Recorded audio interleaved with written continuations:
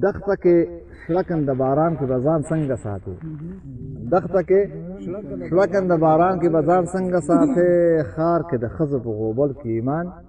څنګه ساتي څنګه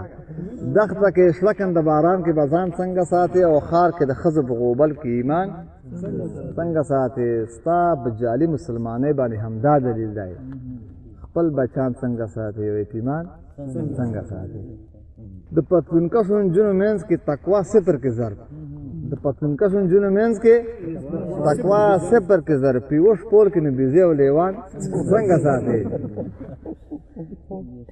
او د جمهوریت د قاتلانو سره شین نه خندا بزرګه ته د شهیدانو ارمان څنګه ساتي او تخپل د خوراک لباس موټر کور او دفتر وګوره تخپل